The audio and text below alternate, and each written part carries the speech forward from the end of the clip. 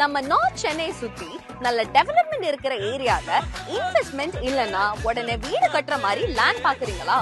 அப்போ இது உங்க கோல்டன் சான்ஸ். நம்ம ப்ராஜெக்ட்ல இருந்து Madhavaram bus depot metro just 20 மினிட்ஸ்ல ரீச் ஆகிடும். அது மட்டும் இல்ல, red hills bus stand, Revathi store, outer ring ரோட்ல இருந்து ஜஸ்ட் 10 மினிட்ஸ் ரீச் ஆகிற காரனோடையில நம்ம சைட் இருக்கு.